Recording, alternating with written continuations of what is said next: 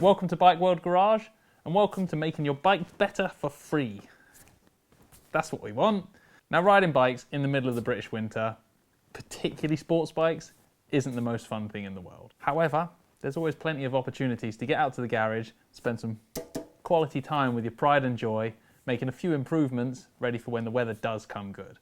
This is, in fact, my Triumph Daytona 675. I remember when these first came out, I was absolutely in love with them. I thought they looked gorgeous, they sounded incredible, and at the time they felt like one of the tightest, most compact Supersport 600s that money could buy.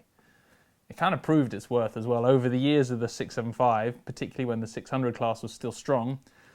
You know, the little three-cylinder Triumph was always right at the top of the pack, there or thereabouts. And for that reason, I think it's going to become a bit of an iconic bike. This particular one is very special to me. I had it as a practice bike when I was racing, turned it into a road bike, and I've had it for a long time and not ridden it nearly as much as I'd liked, but spent a lot of time staring at it in the garage. Like a lot of sports bikes, and maybe a lot of bikes in general, this Daytona of mine has been used sporadically for the last few years. It gets dragged out, thrust into a track day, thrashed mercilessly, and then punted back in the garage again. I check the oil on it every now and then. It's been serviced and that stuff's been kept up to date with, but there are lots of little bits on bikes that as you use them regularly or irregularly, as this one has been, things move and creep and change and go out of adjustment, and actually just an hour or so spent in the garage, putting things back as they should be, can make a surprising difference to how nice and crisp a bike feels when you next come to ride it. First up, tyre pressures. Tyre pressures and tyres. Now, tyre pressure has a huge effect on the way your bike handles, corners, stops, how much fuel it drinks, and how fast it goes. When you look at the kind of extremes of this subject at racing levels, guys are changing their tyre pressures by half a PSI. And for sure, you don't have to be Marquez or Valentino Rossi to notice a change of, say, 2 to 3 PSI. Now, tyres, we fit them, we put them to the right pressures. That actually changes over time. Temperature, going from summer to winter, and even just sitting in the garage, you'll always find your tyres tend to lose a little bit of pressure. When was the last time you checked yours? I probably haven't checked these for a couple of months. And it's easy for over a couple of months to lose 2 or 3, maybe 4 PSI, and suddenly your bike feels sluggish and awkward and slow, and you just put it down to, oh, I'm having a bad day. So often it's just a case of checking your tyre pressures. Any tyre pressure gauge is better than none, but a decent one will give you a more consistent reading and a reading that ties in more with what the manufacturer is recommending.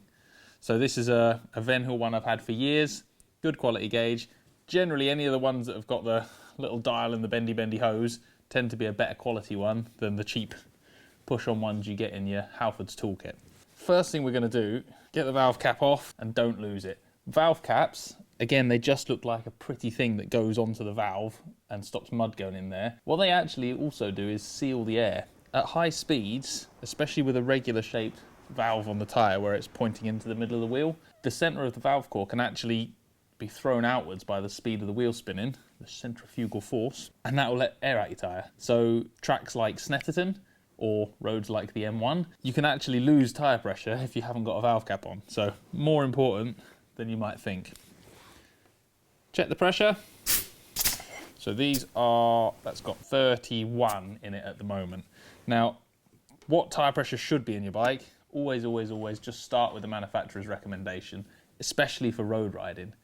Once you've started there, you can try experimenting, go up and down a PSI, maybe 2, see what it feels like, but always start from the manufacturer's recommendation, particularly when you're using the bike on the road. If we're talking about track days, that's when we start dropping pressure out, because as the tyre heats up, that pressure will then come back up again. So according to my manual, these Triumph ones should be 36 PSI in the rear, so I'm going to need to put 5 PSI in with a pump.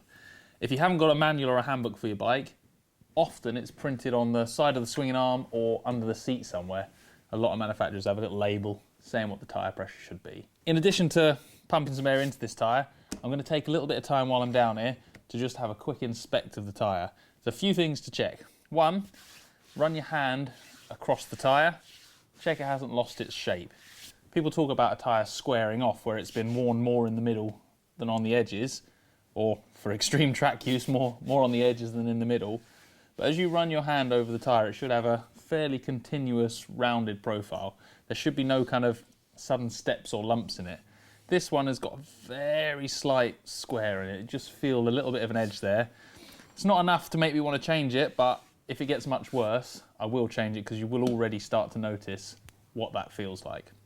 Second thing that's worth checking, particularly if your bike has the same tyres on that it had when you bought it, is the date on the tyre. So somewhere on the sidewall of the tyre, there'll be a little stamp. This one was manufactured in 2012. So that tells me that, what is that, Bridgestone S21 is 9 years old now. And I'm going to say right now, it's probably worth changing. 4, 5, 6 years old, not so bad. But once they start getting as old as 9 years old, they're not going to perform like they used to. Again, if you're just smashing miles up and down the motorway, probably doesn't matter. But this is my sports bike for enjoying sunny days riding. So time for a new set of hoops, I reckon. Next up, chain slack. Now, this might not seem like something that affects how the bike rides so much, but it really does. If your chain is too slack, every time you come on and off the throttle, there's like a big shunt in the drivetrain as the chain slack gets taken up by the wheel. So it really does make the bike feel a bit sloppy and uncared for. On the track, that's horrible, because when you're trying to pick up the gas mid-turn, just finally adding a bit of throttle, you get this little dunk as the bike takes the slack out of the drivetrain. On the other end of the spectrum, if the chain's too tight, it'll actually stop your swinging arm moving up and down, stop your suspension working properly, and potentially do some pretty bad damage to your sort of gearbox, final drive, and your rear wheel bearings. Sounds like I'm scaremongering there, but the point is, chain adjustment is important. It's something you should really check pretty much every time you ride the bike. Now, if you've gone out for 10 minutes to the shops, you don't need to check the chain after that, but make sure that it's something you're regularly on top of and keeping an eye on as much as you keep an eye on your tyre pressures. So, checking the chain slack. You're going to need a few tools. You're going to need something to undo the rear wheel axle, 27mm socket for a Triumph 675. You're going to need a torque wrench. If you haven't got a torque wrench, borrow one, buy one. They're a really useful tool for using in the garage. And critical bolts like brake calipers, fork pinch bolts, and rear wheel nuts, they really should be done up with a torque wrench. That way you know they're set right and you know the bike's safe to ride. If you're a super experienced mechanic, make your own call on that. Next, you're going to need something to adjust the chain with. So it's a 12 and a 13mm spanner on these Triumphs for the lock nuts. Some bikes it's an Allen key, a Torx key. Have a look at what your bike's got, get the right tools for the job. You'll need a ruler to measure the chain slack. You can do it by eye, but they make these things with measurements on them, and it makes it a lot easier to do it accurately. And finally, you'll need a sock. It doesn't have to be a new one, preferably an old one. This one is a fluffy winter sock, size 6 with a hole in the heel, if anyone's interested. But yeah, a sock. In the absence of a sock, pants will do.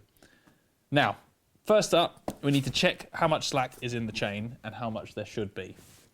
Some bikes will have the correct chain slack written somewhere on the chain guard. Some have it under the seat. All bikes will have it in the owner's manual. And I've got a little Haynes manual over there which has told me the Triumph has 20 to 30mm. Now this is one area I quite often hear people say, oh yeah, chains should have this much slack. But honestly, it varies massively from bike to bike. So this Triumph is 20 to 30mm. A Yamaha R6 of the same year is almost double that. So you can't just go on what you think chain slack should be for all bikes. It has to be the right slack for the right bike. If you've got a BMW GS with shaft drive, switch off, fast forward. Or watch this whole section and be smug about how little adjustment you have to do. So we're going to check the slack in the midpoint of the chain, so they're kind of halfway between the front sprocket and the rear sprocket. Going to give it a little wiggle up and down, rotate, wiggle up and down, rotate, wiggle up and down. And what I'm looking for here is the tightest part of the chain. Often there's one part of the chain that's considerably tighter than the rest of it. If that's really pronounced, it's time to replace the chain. So that's probably the tightest spot. I'm going to put my ruler on the swinging arm, push the chain down, take a measurement, 60, push the chain up, take a measurement, 30. So that chain's bang on the loosest end of its adjustment. It's got 30mm free play, and I'm happy with that. Again, I talked about the tight spot, so turn the bike round a bit, find a looser spot, and measure the chain there.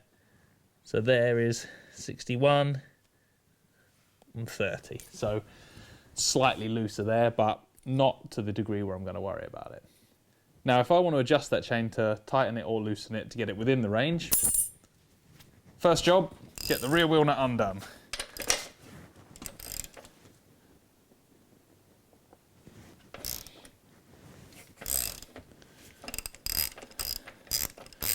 We don't need to take the wheel spindle all the way out. All we need to do is loosen the wheel nut, push the spindle through a little bit so that on both sides there's some movement in the adjusters. Again, different styles of bikes have slightly different adjustment on the chains here, but the general principle is the same. You're loosening the wheel nut, and then you're going to rotate these bolts on this bike to push the axle backwards and tighten the chain, or let the axle come forwards and slacken the chain. So on these style ones on the Triumph, you've got a lock nut, which stops the bolt from moving once you've set it. So you need to loosen the lock nut, and then you can rotate the bolt to move the wheel forward or backwards. Whatever you do on this side, make sure you do exactly the same thing on the other side of the bike, and that will ensure you keep the wheel straight as you're moving it back and forwards. Most bikes will have some sort of notches or marks or graduation on the chain adjuster, so you can count them. So if it's on the third line on this side, check on the other side, make sure it's the same distance back. If you want to get super technical, for really, really fine tuning, you actually would get your bike laser aligned using a jig to make sure the wheels are both pointing the same way. And you do find that those little marks on the frame and swinging arm aren't quite perfect for all bikes, but for the purpose of a road bike, for the purpose of this, they're absolutely adequate. Once you've tightened the chain, you've rechecked the slack, made sure it's where you're happy. The first thing you're going to do before you do the wheel nut up is tighten these lock nuts up. They're really easy to forget about. So as soon as you've adjusted it, tighten the lock nut. Don't need to go mad with it, just make sure it's enough to stop the bolt rattling loose, and then move on. Now, a little sneaky trick here, and this is where our sock comes in. This wheel on this style of chain adjuster still has some free movement back and forth. When we do the wheel nut up, we want to make sure the wheel's pushed all the way forward before we tighten the nut. Get your sock, jam it in between the chain and the sprocket, get your fingers out of the way, and roll the wheel backwards, pulling the sock into the gap between the chain and the sprocket. That holds the chain tight, which means the wheel is held forward while you tighten up the wheel spindle. Now you can see why I said use an old sock and not a new one. Once it's tight, you can roll the wheel forward, and that wheel is now in the perfect position. One final point, always just check the chain again after you've done the wheel nut up. Sometimes a little bit of movement in the swinging arm will actually give you a different reading once the wheel nut's tight to what you had with the wheel nut loose. It's annoying, but if that's the case, loosen the wheel nut again, readjust, tighten it, and recheck. Shaft drive people are feeling very smug at this point. So, final job, we're happy with the chain tension. We've tightened the wheel nut, but we need to torque it to make sure it's at the correct torque setting for the bike. Again, this is normally in the owner's manual for a bike. Triumph owner's manuals are actually pretty detailed, so they cover that in there. If not, a Haynes manual is the way to check. Rear axle nut on a Triumph is 110 Newton meters.